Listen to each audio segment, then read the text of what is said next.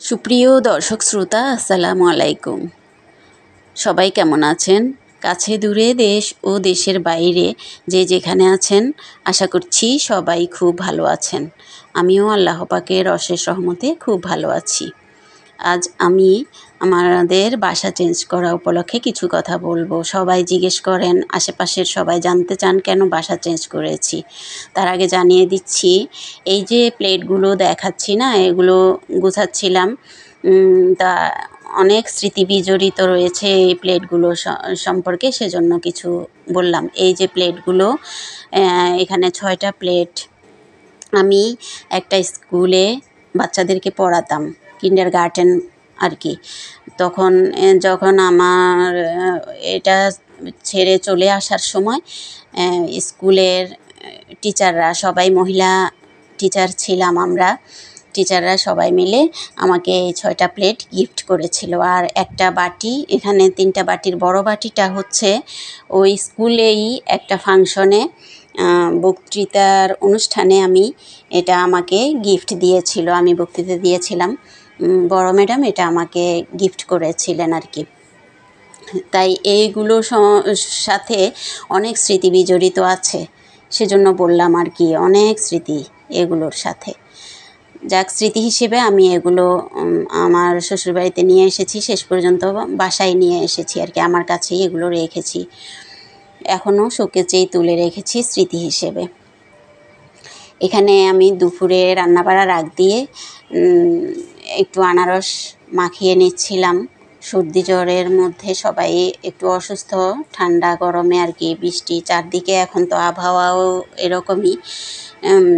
সবাই এই সর্দি জ্বর বা কঠিন কোনো অসুখ থেকে আল্লাহ সবাইকে মাফ করুক, এটাই কামনা করি।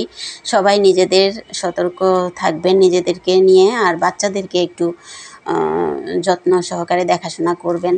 সবাই যার যার জায়গা থেকে হেফাজত থাকেন। আল্লাহ সবাইকে হেফাজত রাখুক, আমাদের জন্য সবাই সুস্থতার জন্য দোয়া করবেন। আনারসগুলো মাখিয়ে রেখে আমি দুপুরে রান্নার আয়োজন করব। রান্নাবাড়া শেষ করে এখানে আনারসগুলো মাখিয়ে রাখছি। তো আমরা যখন বাসা কেন চেঞ্জ করেছি, যখন ওই বাসায় উঠেছি, আগের বাসায় আর কি, প্রায় 2011 সালের শেষের দিকে, প্রায় 14 বছর ওইখানে আমরা ছিলাম। একটা বাসায় 14 বছর থাকাটা কিন্তু কম না। সবাই ওখানে আপন করে নিয়েছে, এলাকাটাই সবাই আমাদের আগে থেকেই আর কি, সবাই সবার চেনা জানা। তো পাশের বিল্ডিংয়ে এসেছি, বেশি দূরে একটা যাইনি, কারণ আমাদের দোকানের জন্য আমাদেরকে আশেপাশেই থাকতে হয়। দূরে যাওয়া আমাদের জন্য, এটা দোকানের জন্য ওরা মানে কষ্টসাধ্য হয়ে পড়ে আর কি। কাছে এই রোড সাইডে থাকতে থাকতেই একটা অভ্যাস হয়ে গেছে। তো অনেক আগ থেকেই বাসা খুঁজছিলাম, এখানে পেয়ে গেছি মনের মতো। তো সেজন্য আমাদের ফ্যামিলির জন্য একটু বেশি ভাড়াটা পড়ে, তারপরও কি আর করা, সব দিক থেকে মাশাআল্লাহ, সব দিক থেকে আলো বাতাস পূর্ণ। তাছাড়া সার্ভিসগুলো ভালো। কিন্তু দেখে শুনে এটাই আমাদেরকে আল্লাহ কিসমতে রেখেছে, শেষ পর্যন্ত এই বাসাটাই চেঞ্জ করে এখানেই আসলাম আর কি। দেখি আল্লাহ কতদিন কিসমতে রাখে এখানে থাকা পড়ে। তো ওইখান থেকেও নানান সমস্যা ছিল 14 বছর একটা বাসায়। তাছাড়া যাই হোক, ভালোই ছিলাম ওইখানেও। তো ওখান থেকে চেঞ্জ করে আসছি আর কি, চলে আসছি, কত বছর থাকা পড়বে আর। তো এখানে যে দুপুরের রান্নার আয়োজন করছিলাম, চুলাটা দেখিয়ে দিচ্ছি, আমার নতুন চুলা। এই যে কেমন হয়েছে সবাই বলবেন। আমি চেয়েছিলাম কাচের চুলা না আনতে আর কি, তো ওর আব্বু নিয়ে চলে আসছে। যাকে এখন লোক এনে ফিটিং করে দিয়েছে। এই যে গ্যাসের লাইনটা না অনেক ময়লা ছিল, তেলের ময়লা, কালির ময়লাগুলো।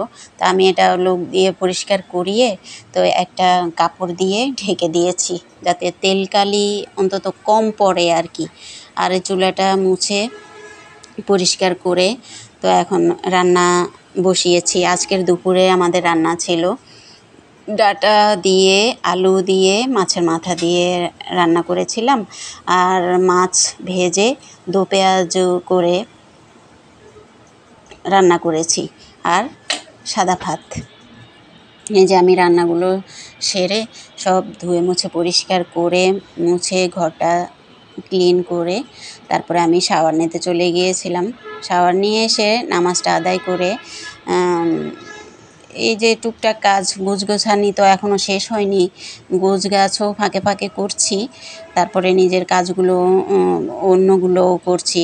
এভাবে আর কি হচ্ছে। গোছগাছের শেষ হবে না, কত দিনে শেষ হয় জানি না। তাছাড়া বেশি একটা কাজ করতে গেলে আমি অসুস্থ হয়ে যাই ঠান্ডা পানি ঘাটাঘাটি করলে আর কি। যাক, আস্তে আস্তে করে নিচ্ছি, সব গোছগাছ করে আস্তে আস্তে আপনাদের সাথে শেয়ার করব। আজ এই পর্যন্তই। আমার ভিডিওটা যারা যারা দেখেছেন সবাইকে অনেক অনেক ধন্যবাদ। যারা আমার ভিডিওটা দেখেছেন প্লিজ একটা লাইক দিয়ে দিবেন, শেয়ার করবেন আপন বন্ধুদের মাঝে যাতে ছড়িয়ে যায় ভিডিওটা। আর আমার নতুন বন্ধু যদি কেউ হয়ে থাকেন প্লিজ আমার ভিডিওটা সাবস্ক্রাইব করে, চ্যানেলটা সাবস্ক্রাইব করে আমার পাশে থাকবেন। আবারও লাইক কমেন্ট শেয়ারের মাধ্যমে আপনাদের সাথে আমার পরিচিত হওয়ার সুযোগটা করে দেওয়ার জন্য অনুরোধ রাখছি।